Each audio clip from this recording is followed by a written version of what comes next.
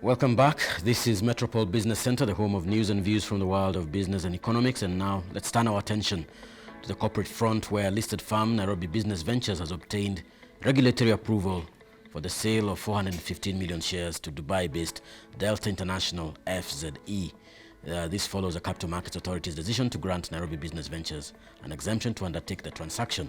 That has also seen the firm split all its shares into 2 shares for every share held. And joining me to discuss more details on this latest corporate action is Johnson Derry, the Corporate Finance Manager at ABC Capital.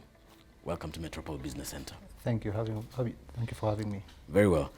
Let's begin first with an overview of Nairobi Business Ventures. I'm sure there are probably people who haven't quite heard the name of that company as one of the listed companies on the Nairobi Securities Exchange. Just give us a brief about it and the business it's in. Indeed. Until recently, NBV was a was a company that operated in the retail space. What they did, they used to do shoes and leather products. So they'd sell that through about 6 stores around Nairobi, and I think one was in Rongai. So that of course took a hit, like most other retail stores. The retail strategy was anchored closely to the mall, some of the malls that depended on stores like Nakumatt. And so when those started going under, NBV took a hit as well. But generally speaking, retail sector, we know in the recent past has really struggled. So that came to an end with the oncoming in of the new investor. So now they're going to go into a B2B space, business to business, where they're going to be supplying raw materials to local manufacturers. Mm-hmm. So here, what's the role of Delta International in this particular transaction? Are they going to be a supplier? Are they going to be? Delta International is a holding company. Yep. The guys behind it are in logistics, they're in manufacturing, and they're the ones who are going to drive the new business. Essentially, when they pumped in the 83 million shillings and got the 415 shares, they essentially became the majority shareholders. Yeah. And now the strategy is really up to them. Mm-hmm. They're the ones driving the strategy, and the strategy right now is, like I said, they're going to be in the business-to-business space, where they're going to be supplying manufacturers with raw materials. Okay. Yeah. So basically, they will not deal with the end consumer. They will not be the ones running the shops. No. Yeah. Okay. It's a pretty comfortable space. I think when you're in B2B at this time, you'll appreciate there'll still be business, even though your clients will probably be slowing down right now. Mm-hmm. Some of them will probably be taking a hit, but still, because of continuity, there'll always be business. So I think it's an interesting space to be in. All right. Has anything changed in terms of NBV's product portfolio? Of course, like I said, when you change the entire strategy and business, you're moving away from retail to supply of raw materials. It's really quite a jump, both in terms of quantum. NBV used to do, they had a 100 million shilling balance sheet, but now we're talking about doing sales multiples of that. Just by the nature of the business, because you're going to be importing raw materials. So you can imagine, mm-hmm, for it to make economic sense, what quantum you need to do for to deliver profits. Mm-hmm. Let's take a look at its share price trend, and I think we do have a slide that probably just shows the share price performance. Mm-hmm. Looks like it's been a relatively stable company, well, as far as its share price is concerned. What do you see as the outlook? So this is where it gets interesting with this transaction. We expect once the market has an appreciation of what the company is doing, we are hoping to do an analyst call just to bring the analysts up to speed with what's the plans of the company, what the plans of the companies are, the company is. We hope to see that that impact reflect on the share price, because we think we've got a pretty solid anchor in the new investor, who the business plan, probably will be interrogated. We expect him to be interrogated by the analysts, and we expect to see. We are pretty confident in their capacity to deliver. We've seen it in their local businesses, so we expect to see a very positive impact on the share price. All right.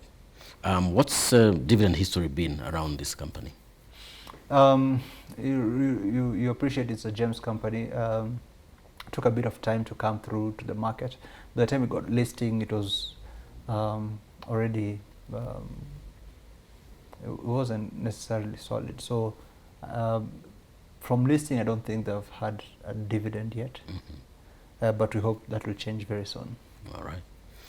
Good. I mean, we've probably just moving out of NBV. I mean, we've seen quite a number of corporate actions happening in the last few days. KCB taking over banking businesses in Rwanda and Tanzania. We've also seen Kabasid taking over its rival, intending to take over its rival, BOC gases. What do you read into these transactions? I mean, it seems to me, therefore, that fundamentally, despite the challenges that we've had as an economy, a lot of our corporates are still going strong.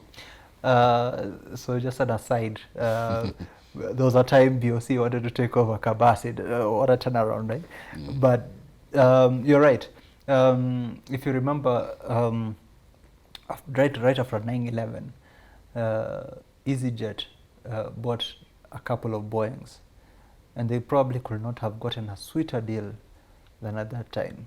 And it drove their profitability for a long time because of the prices they were able to secure the assets at, which is the same sort of thinking. If you are in the business of buying low and selling high, there's a lot of low out here. So if you've got the financial backing and being in the market, I'll tell you there's quite a bit of financing available. All the financiers are looking for is a viable business plan. So if you've got a viable business plan, you'll get a lot of backing in terms of funding to be able to acquire whichever assets you want and see if you can convert them to profitability. All right.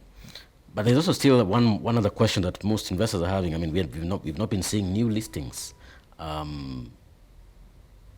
mean, if money is available, then why aren't we seeing more companies coming on board? Other than, of course, the ones that are coming through Ibuka, through GEMS that are being introduced into the market. Right.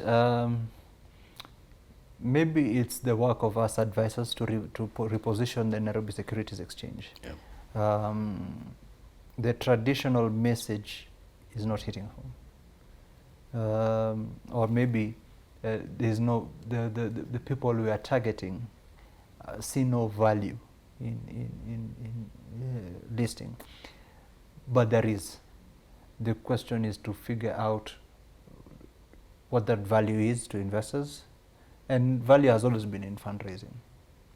That's what it has always been at, and of course some of it is realization of the investments. But that second point gets hit when you look at where the stock markets are and where valuations are. In the private markets, valuations are many multiples of what is in the public markets, which is very interesting.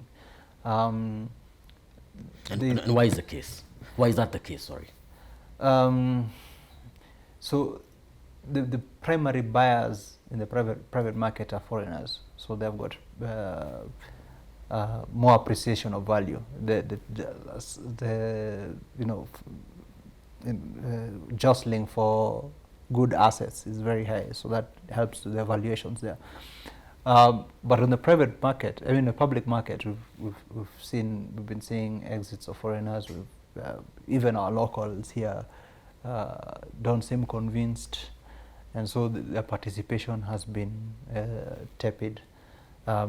Partly also the issue is the performance of the market, right? But I don't think that's everything, because some of the companies like Kengen, if I look at it, yes, their client is problematic, it's KPLC, but if you look at their profitability, has been going up, and if you understand the very nature of power purchase agreements in Kenya, you'll understand that maybe the revenues are pretty solid, just given the way they interact with the power sector interacts. So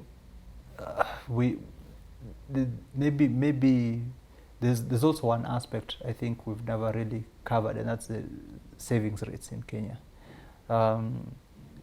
It's pretty low and declining, and that needs to be arrested, because that's where that's the number that supports investments in the country. So we've got all this mix of variables that needs to be addressed, so that we can, even the environment of doing business, all that needs to be addressed so that we can be a more competitive economy, so that we can have increased savings, so that we can be attractive to both foreign and local investors. Because I've seen there's quite an appetite for foreign-based investments. Surely that is money that could be going to the market. That tells you there's an appetite for investments. It's just that there's one thing or another that needs to be addressed locally for us to bring back these investors. So we need to start working on that. Very well. In closing, I mean, we're just about the end of the year. What's your outlook of particularly the stock market going into next year, holding all factors constant? Of course, the COVID-19 pandemic still ravaging. What do you see as the outlook? What should the investor probably be thinking about as they make their plans for next year?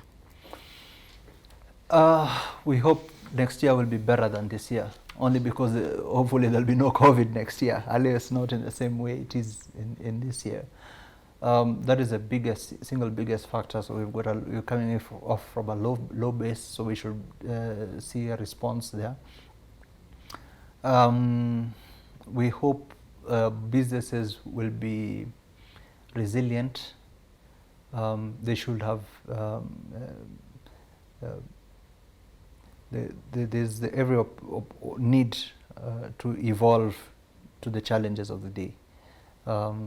So, and from our observations, Kenyans are very entrepreneurial. They're very innovative. They adapt pretty quickly. So we hope to see a little bit more of that, so that we can have a better 2021. So, and I'm hopeful that's what we'll see. Very well. Yeah. Thanks a lot, Johnson, for your insights. Pleasure. Very well. I've been speaking with Johnson Derry, who is a corporate finance manager at ABC Capital, who's been taking us into the details of Nairobi Business Ventures, which has sold 415 million shares to Dubai-based Delta International FZE, and that will also see its business model change, and therefore it's a company really to look out for going forward as you make your investment decisions. This has been Metropole Business Center, the home of business, news and views from the world of business and economics. My name is Stephen Kimani, and this is Metropole TV. Please enjoy the rest of your viewing.